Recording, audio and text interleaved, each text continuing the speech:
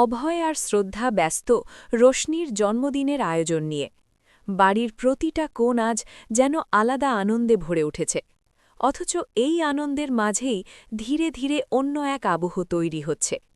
Doctor রশ্মির চিকিৎসার প্রভাবে অভয়ের মনে একের পর এক ফিরে আসছে অতীতের স্মৃতি, যা সে নিজেও ঠিকভাবে বুঝে উঠতে পারছে না।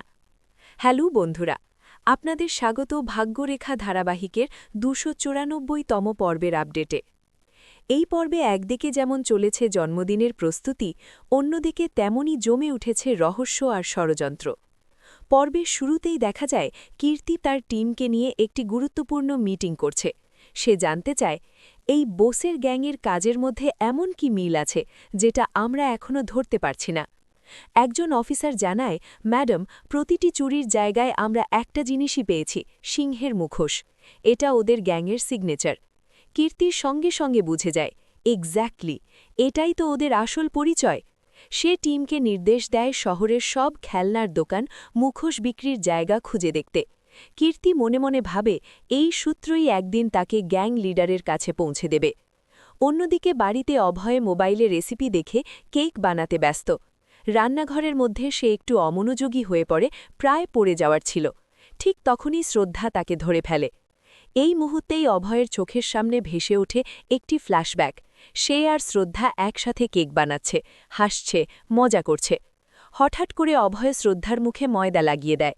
শ্রদ্ধা রেগে গিয়ে বলে, এই, কি করছেন আপনি? টানাটানির মধ্যে ময়দা মেঝেতে পড়ে যায়।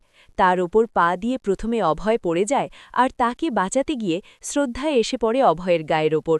দুজনেই কিছুক্ষণ অবাক হয়ে তাকিয়ে থাকে, তারপর হেসে ওঠে। বর্তমানে ফিরে এসে শ্রদ্ধা সাবধানে কাজ করতে বলে।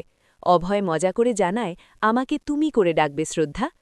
কেক মাইক্রো ওভেনে রেখে অভয় মনে মনে বলে, এই কেক দেখে রোশনি অবাক হয়ে যাবে। এই সময় বাড়িতে আসে কুণাল। সবার অজান্তে সে মাইক্রো ওভেনের সাথে কারচুপি করে। তার মনে জমে থাকা রাগ আর অপমান এবার ভয়ঙ্কর রূপ নিচ্ছে। সে ফিসফিস করে বলে, আমাকে দিয়ে এত অপমান করিয়েছ, এবার তার মূল্য চোকাতে হবে। রোশনির জন্মদিন উপলক্ষে ঘর সাজানোর কাজ শুরু হয়। অভয় আরতিকে ডাকলেও সে সাহায্য করতে চায় না। ব্যানার লাগাতে দিয়ে অভয় বারবার ব্যর্থ হয়। বাধ্য হয়ে সে শ্রদ্ধাকে সাহায্য চাইলে শ্রদ্ধা কড়া ভাষায় বলে, আমাকে ম্যাডাম নয়, নাম ধরে ডাকবেন, শ্রদ্ধা। শেষমেশ প্লিজ বলায় শ্রদ্ধা সাহায্য করতে রাজি হয়। দুজনে মিলে ব্যানার লাগায়, বেলুন ফোলায়। বাইরে তর্ক হলেও ভিতরে ভিতরে দুজনের সম্পর্কের উষ্ণতা স্পষ্ট হয়ে ওঠে। কুণাল দূর থেকে সব দেখে মনে মনে বলে, আজকের ধামাকা এখনও বাকি। শ্রদ্ধা রান্নাঘরে গিয়ে কেক দেখতে গেলে দেখে মাইক্রো ওভেন অস্বাভাবিকভাবে গরম হয়ে গেছে। অভয় বলে, আজ প্লিজ কোনো ঝামেলা করিস না। কিন্তু মুহূর্তের মধ্যে মাইক্রো ওভেন থেকে ধোঁয়া বেরোতে শুরু করে। অভয় দরজা খুলতেই ঘটে যায় ভয়ঙ্কর বিস্ফোরণ। জোরে ধামাকার আওয়াজে সবাই ছুটে আসে। রান্নাঘরে দেখা যায় মাইক্রো ওভেন ব্লাস্ট হয়েছে। অভয় মেঝেতে পড়ে আছে। শ্রদ্ধা তাকে বাঁচাতে গিয়ে নিজের হাত পুড়িয়ে ফেলে। সবাই আতঙ্কিত হয়ে পড়ে।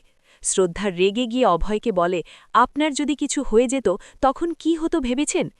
এই প্রথম অভয় নরম গলায় বলে, থ্যাংক ইউ শ্রদ্ধা, আজ তুমি না থাকলে। শ্রদ্ধা চুপ করে থাকে, কিন্তু তার চোখে জমে ওঠে জল। পরিবার চায় জন্মদিনের অনুষ্ঠান বাতিল করতে, কিন্তু অভয় জেদ ধরে, আজ রোশনির জন্মদিন, সেলিব্রেশন হবেই। পর্বের শেষ দিকে অভয় ফোনে রোশনির সঙ্গে কথা বলছে। সে চোখ বন্ধ করতেই হঠাৎ করে শ্রদ্ধার সঙ্গে কাটানো কিছু মুহূর্ত চোখের সামনে ভেসে ওঠে। সে চমকে উঠে ফোন কেটে দেয়। সামনেই দাঁড়িয়ে থাকা শ্রদ্ধাকে দেখে অভয় বলে, তুমি এত কাছে কখন এলে?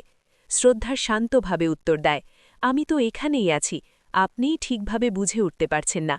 অভয় কিছু বলতে চেয়েও থেমে যায়, শুধু বলে, আজকের সন্ধ্যাটা খুব স্পেশাল হতে চলেছে। শ্রদ্ধার বুকের ভেতর জমে ওঠে এক অজানা কষ্ট।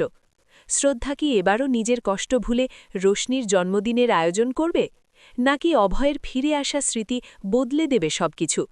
নিচে কমেন্ট করে জানাতে ভুলবেন না। পরের ভিডিওতে আবার দেখা হবে।